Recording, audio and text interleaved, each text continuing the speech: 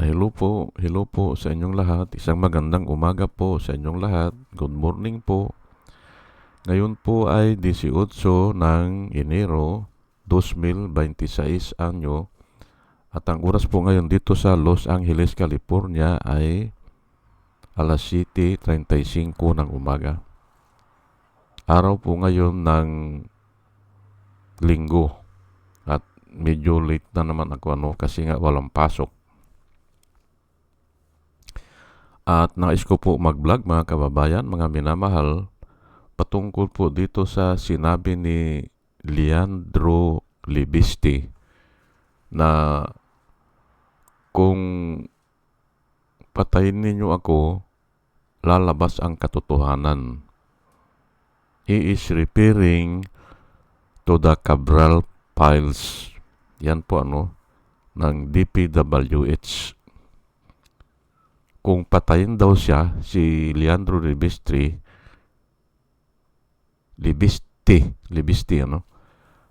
kung patayin niyo ako, lalabas ang katotohanan. Ayan po Ngayon ay hindi naman natin alam kung ano talagang ibig niyang sabihin, pero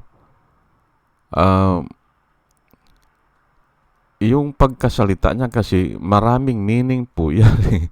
Maraming meaning. Opo.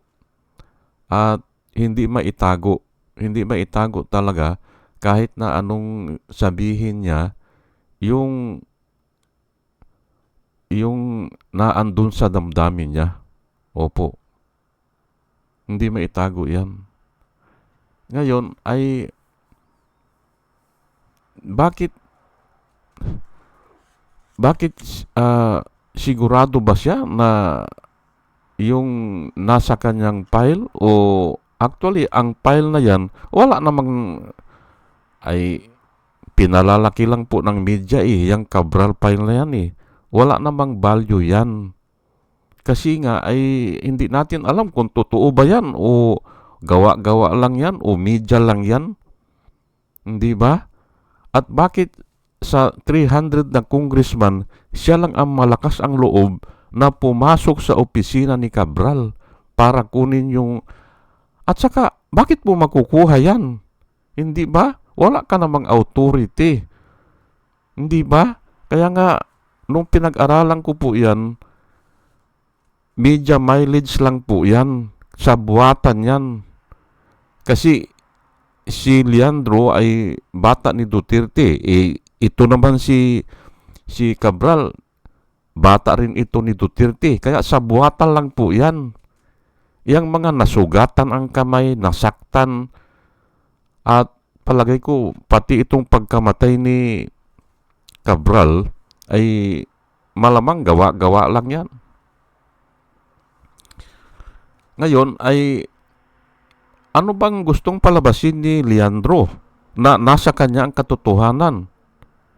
Yung ba ang gusto niyang palabasin dyan? Ay wala po. Didiretsahin ko na po kayo. Didiretsahin ko na po kayo. Sa tao, walang katotohanan. Wala. Puro kwan yan, puro balat kayo po ang tao Yan po ang sinasabi ng Biblia. Only God is true. Let God be true, all men are liars. Yan po ang nakasulat. Ngayon ay ilalabas daw niya ang katotohanan. Ano bang katotohanan dyan? Na siya ay matalino, na siya ay magaling, na siya ay lumalaban sa korupsyon. Totoo ba yan? Hindi. Na siya ang susolve. Parang ganun kay Duterte lang yan. In 3 to 6 months, sabi niya hindi ba? Totoo ba yun? Hindi nga nakulong na nga siya ngayon Wala pong katotohanan sa tao. Yan po ang napag-aralan ko sa Biblia. Only God is true to His Word. Ang tao po, pinapakita lang na siya ang maganda, siya ang magaling, siya ang matalino. Pinapakita niya, pero balat kayo lang po yan. Opo. Ngayon, itong pagkasabi niya, kung patayin niyo ako, lalabas ang katotohanan. Ay kalukuhan po yan.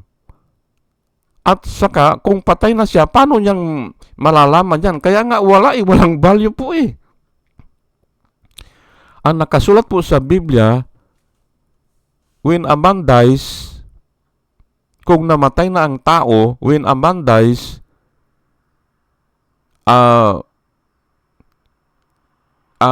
he know nothing what is happening under the heat of the sun. Wala na siyang alam. Wala na siyang alam kung ano man ang nangyayari sa ibabaw ng mundo o under the heat of the sun. Wala na siyang alam doon. And the memory of him is forgotten. Ayan po nakasulat eh. Pati nga yung memorya patungkol sa kanya ay nakakalimutan na eh. Hindi ba? Pagpatay na ang tao, nalilimutan na po yan. Ay bakit sasabihin pa niya na lalabas ang katotohanan? Kalukuhan po yan. The memory of him is forgotten. Yan po ang nakasulat sa Biblia. Nakakalimutan na. Yung lolo ng lolo natin, halos hindi na natin kilala yan eh. Nalilimutan na natin. Hindi ba? Totoo po ang Biblia eh. When a man dies, he know nothing about what is happening under the heat of the sun. Ayan po. Bakit sasabihin niya, kung patayin niyo ako, lalabas ang katotohanan? Ay, sino ka? Hindi ba? Sino ka? Mayroon pang iba. Yung sinasabi ng mga pulis. Yung dead till no tail, sabi, yung patay, wala nang kwento yan. Hindi ba? Till no tails. Dead man till no tails. Iyan pa, hindi ba? Pero ang nasa Biblia po, kung patay na ang tao, wala na siyang alam sa nangyayari sa ibabaw ng mundo. Wala na. Hindi ba? Ngayon ay totoo ba yung sinasabi niya? Kung patayin niyo ako, lalabas ang katotohanan. Kalukuhan po yan. Bakit kaya sinabi niya ang ganon? Ano ang nasa isipan niya? Ganoon din kaya kay Duterte Youth Cardima? Oo nga, ito si Cardima, hindi ba? Yung Duterte Youth, ang sabi niya noon, sinabi niya noon, kung i-disqualify nyo ako, ilalabas ko ang mga baho nyo. Yun din ang sinabi niya eh. Magkahawig, hindi ba? Dahil ba sila ay parehas sila na Duterte supporters? Ano po ang sinabi ni Cardima? Yung Duterte Youth na tinanggal? Tinanggal siya sa congressman? Hindi. Yung palangkwan niya, yung na-disqualify. Kasi hindi sila nag-submit ng mga requirement. Ang isang requirement kasi doon ay ipapublish sa dyaryo, sa 3 dyaryo, yung party list nila. Yung pangalan ng kanilang party list, ipapublish sa dyaryo. Ay hindi nila pinablish. Disqualify sila. Noon kapanahonan ni Duterte, pwedeng mangyari yun. Kasi nga, hawak sila ni Duterte. Ay ngayon na inuungkat na, bakit hindi kayo nag-publish? Ay si Insurrecto, kahit na mahal kanya ang bayad, nag-publish ako sa dyaryo. Ganun po eh. Na-disqualify siya. Ngayon, ang sabi niya ni Cardima, kung i-disqualify nyo ako o i-disqualify nyo yung party list ko, yung Duterte Youth nga ang party list niya ay ilalabas ko ang mga baho nyo. Nilabas ba niya? Hindi naman eh. Ngayon si Kwan, ganun din ang sinasabi. Kung patayin nyo ako, hindi ba? Ilalabas ko ang katotohanan. Lalabas ang katotohanan. Kalukuhan lang po yan. At ito nga mag-runs counter po yan sa katotohanan ng buhay. ang nakasulat po sa Biblia, kung totoo ang sinasabi mo, hindi ka natatakot mamatay. Yan po ang katotohanan dyan. Kung nagsasalita ka ng totoo, kahit patayin ka, pwede. At diniscuss ko na dito bakit pwede. Kasi nga, parang mapupunta ka ng heaven. Kung ikaw ay namatay dahil sa katotohanan, dahil sa sinasabi mo ang katotohanan. Opo. O yung totoo. Sinasabi mo yung totoo, kahit patayin ka, ay hindi ka natatakot. Bakit? Kasi nga, ang mapupunta po sa langit ay yung namatay para kay Kristo. Ay si Kristo, ang sabi niya, I am the way, the truth, and the life. Yung truth isa hindi ba? I am the way, the truth, and the life. Ngayon, kung namatay ka sa katotohanan, malamang sigurado na pupunta ka ng heaven. Kaya hindi natatakot po ang tao na mamatay sa katotohanan. Ayan po ay bakit ito si Leandro sa pagkasalita niya parang lumalabas, natatakot siyang mamatay. Hindi ba? Hindi ba? Ayan po ngayon ay punta po tayo dito ngayon sa Bible verse.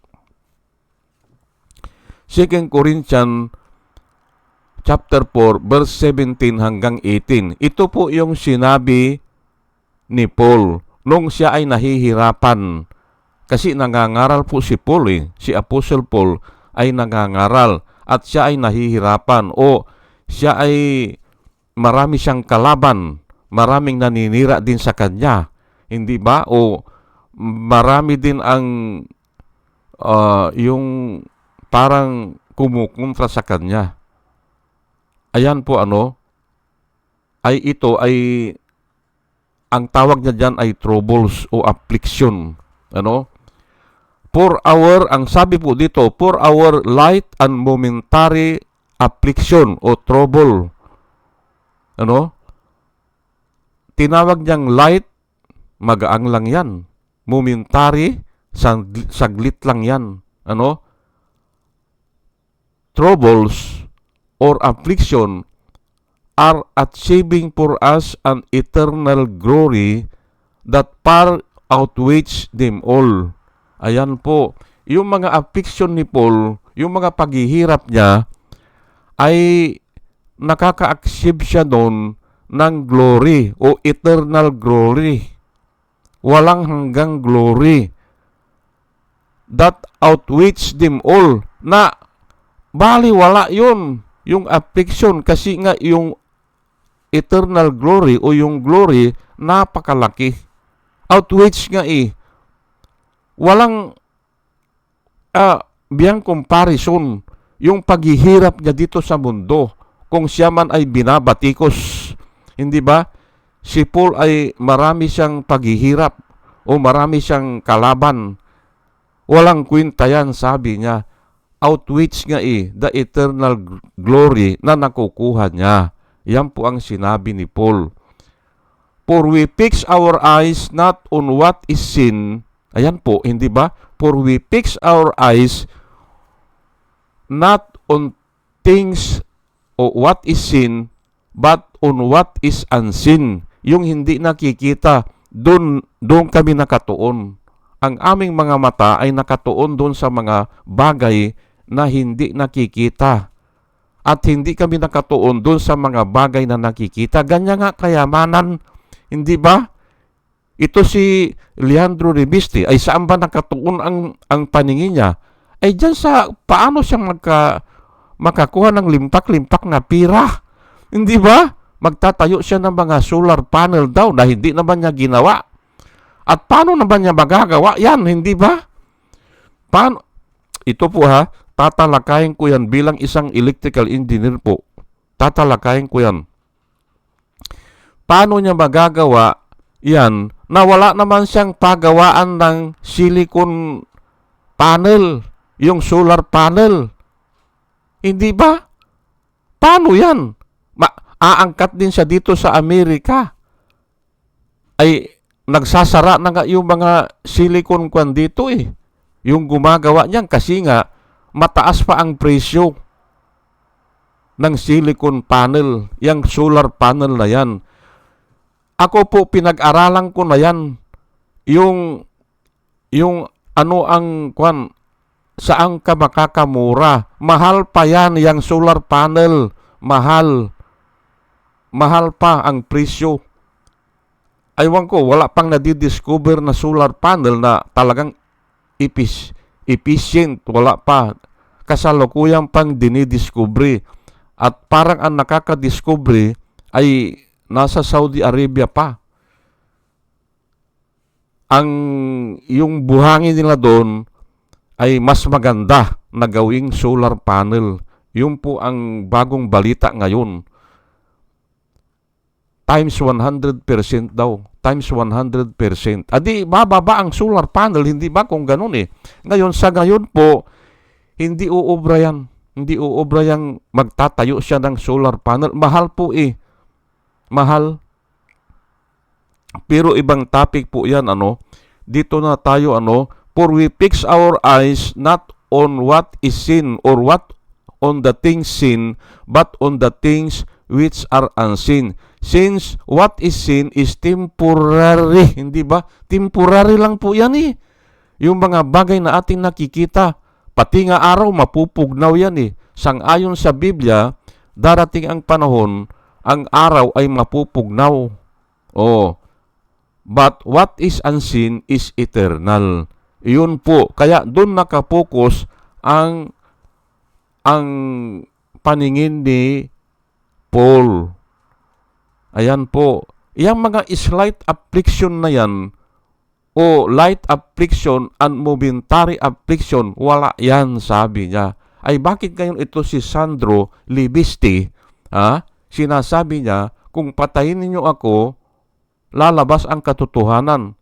Ay unang-unang, ano bang katotohanan niya na nasa iyo? Hindi ba? Ikaw lang ang nakakaalam yan. Bahala ka dyan. Hindi ba? Yang Cabral file na yan, pinalaki na lang ng pinalaki yan. Akala nila may sasabog dyan na malaki. Hindi po, wala yan.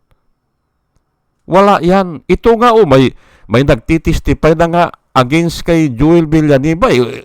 Ang hirap pang ikulong yan eh, di ba?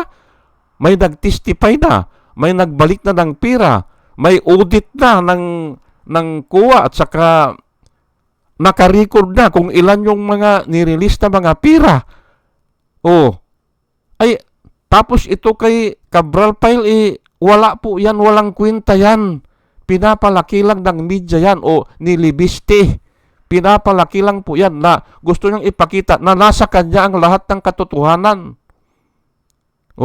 Niluloko lang niya ang mga tao dyan.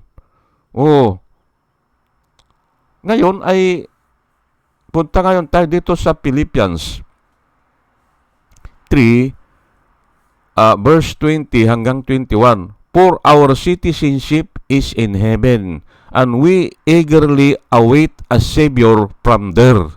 Ayan po, the Lord Jesus Christ, who by the power that enables Him to subject all things to Himself, will transform our lowly bodies to be like His glorious body. Ayan po, nakatuon ang aming, ang citizenship ng isang born again ay hindi na dito sa lupa eh. Kasi nga, ilan ba ang average life ng tao dito? 70 years old lang eh. Ipagpalagay mo nang umabot ka ng 80. Ay after 80, marami nang masakit. Masakit na ang likod, ngipin, ulo, hindi na makalakad, marami nang bawal. Ngayon ay, but our citizenship is in heaven, and we eagerly await a Savior from there. Sino yon? Si Jesus Christ, the Lord Jesus Christ, who by the power that enables Him to subject all things to Himself. Lahat po yan, hawak ni Jesus Christ. Lahat yan. Kaya nga, ay bakit ang sinasabi ni Leandro ay ilalabas siyang katotohanan? Ay ano bang katotohanan dyan? Ilabas mo na At paano mo naman mailabas kung patay ka na? Kalukuhan po, hindi ba? At yun nga, takot siyang mamatay. Yan ang nakikita ko dyan. O, hindi katulad ni Trillanes, ay ano, kung mamatay, ay kung mamatay, sabi niya, ay kung oras mo na. Basta sinasabi niya, ang nalalaman niya. O, ganun lang po yan. Kung totoo yung ginagawa mo, o talagang sigurado ka na totoo, ay hindi ka matatakot mamatay. Yan po ang sinasabi ko dito.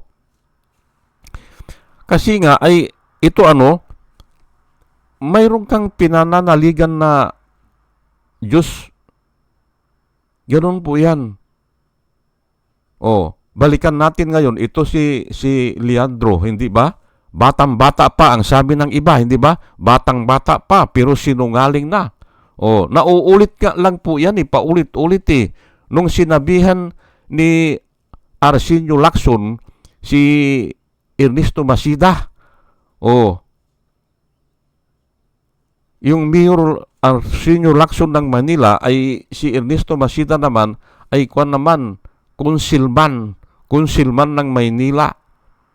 Ang sinabi niya ay so young yet so corrupt. Yun po, hindi ba? Napakabata pa pero napaka-corrupt na. Ang sabi ni Arsenio Lacson kay Ernesto Masida. Ay ito ngayon ang may nagsasabi rin ngayon na batang-bata pa ito, kanya si Libiste, sinungaling na.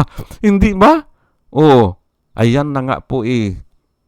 Yan po ang sinasabi ko dito na ang tao po ang tao po talaga ay alipin ng kasalanan. Walang tsansa. Kahapon nga, nabanggit ko ata yung hindi pala doon sa mga vloggers na si Estrada, si Jinggoy Estrada at saka si Bong Revilla ay sila ang mauuna atang ikukulong. Ay nabilanggo na yan. Sabi nila, ay bakit? Ayun na nga eh. Walang ang tsansa eh. Walang tsansa na ang tao ay magbago o baguhin niya ang kanyang sarili. Wala. Kailangan natin ang Redeemer. Naligaw nga eh. Naligaw ang tao, hindi ba? Naligaw, ay paano kang babalik? Kailangan mo ang Redeemer o kailangan mo ang Savior. At yan nga si Jesus Christ. Hindi ba? Bumalik na naman sila. Bilyon na ang ninanakaw nila, hindi ba? Ganon din po dito yan. Hindi ba? Kunyari siya ang magaling, kinausap pa nga ito ni Dilima noon eh. Patungkol dun sa Cabral Files, pero ngayon ay nahalata na rin na ayan lang. Hindi ba? Puro salita, hindi ba? Puro purma, hindi ba? At yan nga, yung sinabi niya, kung patayin niyo ako, lalabas ang katotohanan. Kalukuhan lang yan, hindi ba?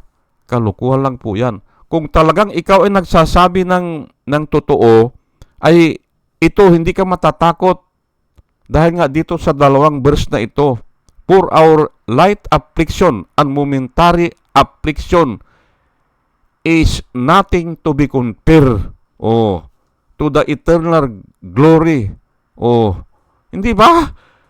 Na nakukuha kung ikaw ay nagsasabi ng totoo. Ayan po sige po at hanggang dito na lang po at dalayan ko po sa Panginoon ay sana sa ating pakikinig ay bigyan niya tayo ng wisdom na nanggagaling sa Kanya. At muli mga kababayan, mga minamahal, isang magandang umaga po sa inyong lahat at salamat po sa inyong pakikinig. Salamat po ng marami. Salamat po.